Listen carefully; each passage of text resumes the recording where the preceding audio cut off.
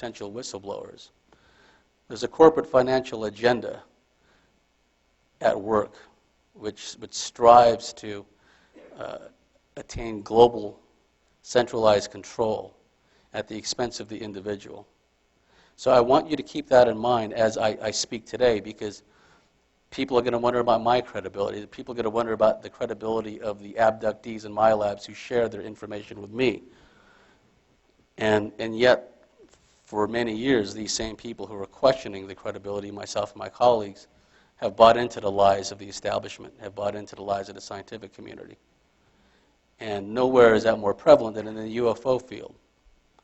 For example, today is the age of the camcorder. You can't very well debunk and mock and ridicule a camcorder. So what happens? These experts in the aerospace field pop up, like so many pieces of feces which refuse to stay flushed. They pop up and they say, oh, well, that's just the stealth craft. And the dumb, ignorant audience, the national television audience, nods their head dumbly, yeah, stealth. But stealth, folks, has nothing to do with the visual spectrum. Stealth has everything to do with what's known as the radar cross-section, the RCS, of a craft, utilizing certain composite materials, designing the craft in such a way as there's no right angles to reflect back radar signals. The radar cross-section can be reduced to such an extent that for all intents and purposes it is invisible to radar. Not entirely invisible, but small enough to thwart any attempt at ground control intercept radar stations, airborne radar lock-on platforms to lock on to the craft. So when people say, well, oh, that video shows like a stealth aircraft, that's just another lie. And they can only get away with that because the general public is ignorant about such issues. If it was a stealth aircraft, what is it doing lighting up the whole countryside? Doesn't that defeat the whole purpose of stealth? I mean, think about it. It defeats the whole purpose of stealth. Now,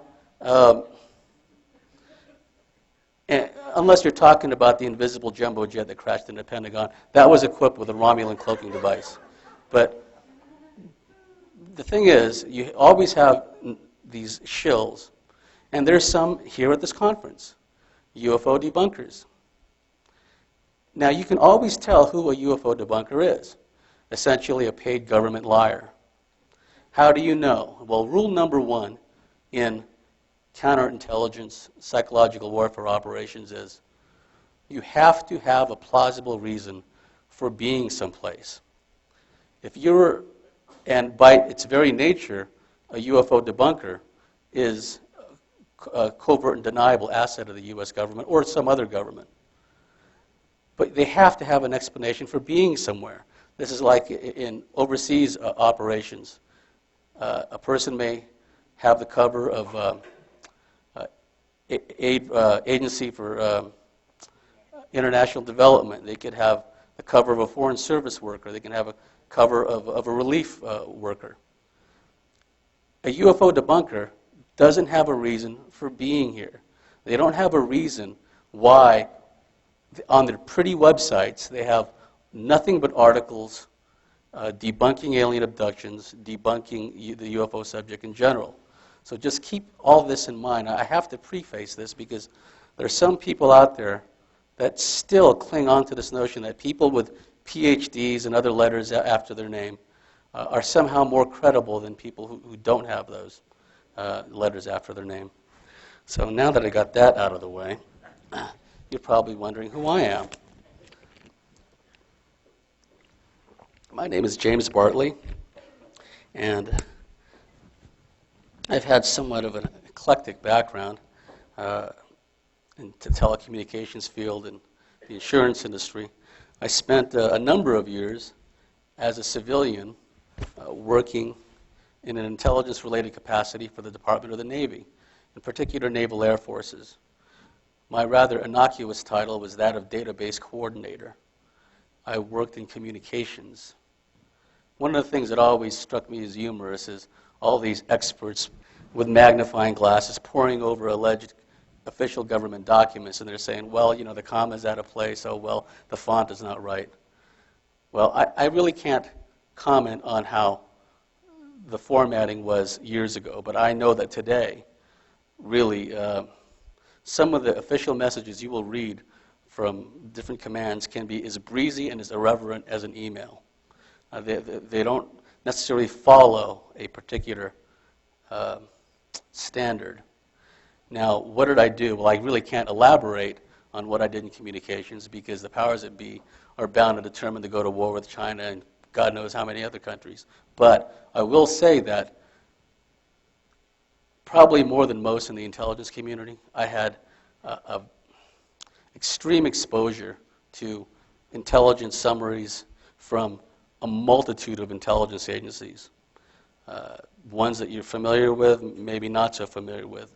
Also R&D centers like the Army's Missile Development Center, Redstone Arsenal, the various intelligence sections of the various commands, theater-level commands, Army-level commands, Air Force commands. When you're in communications, you are smack dab in the middle of just an astounding stream of intelligence-related information. Much of it really doesn't need to be classified, actually. On a daily basis, I interacted with members of the Naval Intelligence and Naval Security Group, which is Naval Security Group, or NAVSEC crew, is the naval subsidiary of the National Security Agency. I was responsible for creating entire streams of classified and unclassified message traffic, what are known as AGS, AIGS, addressed indicator groups. Let me make one up. AG 555, it could be about aircraft maintenance. I was also responsible for creating what are known as CADs, collective address designators. Now let me make one up. NASCAR. Anybody that had an interest in NASCAR from a crew standpoint, driver standpoint, or racetrack standpoint, were all action or info addressees on these types of messages. Not only was I a member involved in communications, but I was the go-to guy in the command. If somebody in anti-submarine warfare needed a certain type of message traffic, they came to me. If somebody involved in electronic countermeasures, flying around in the EAB prowlers, they came to me. If somebody that worked at a contractor working at one of the power propulsion desk, for whether it's contractors from Pratt & Whitney, General Electric, what have you, they came to me. They came to me with the types of messages they needed to see. And I manipulated the database to ensure that they got those messages and nothing else. Nobody wants to see message traffic that's unrelated to their activity. I had carte blanche to visit any communications station, either onshore or our particular interest was with the carrier battle groups as well as the affiliated naval air stations. So within our region, I had carte blanche to visit any communication station. By the time I left, my clearance was being upgraded to a crypto level, and I would have been the go-to guy. I would have been in charge of running a standalone communication system for our 3-star admiral, what's known as a type command, our 3-star admiral in charge of all naval aviation activities in the Persian Gulf, the Indian Ocean, and the Pacific. But I chose not to stick around. I resigned.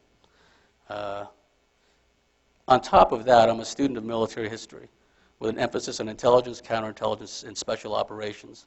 I'm also a student of the American Civil War. So unlike most people in the military, who I find to be astonishingly ignorant about the history of this country and the history of even their particular military activity, I was sort of well-rounded. I understood the significance of what it was I was reading. I understood the history of what it was I was reading. So that's just a bit about me. And one other thing that you need to know about me is that I am an alien abductee. I've had numerous encounters with reptilians, with what are known as the reptilian grays. You always hear about the ubiquitous gray beings. Well, the beings that I had encounters with in full waking consciousness were what are known as reptilian grays, what the late, great Dr. Karla Turner referred to as the chicken claws. They don't have a long finger and a long nail. They just have claws. And when you wake up and then you find yourself surrounded by 3 of these things with claws and they're looking down at you, believe me, that can be a pretty traumatic experience.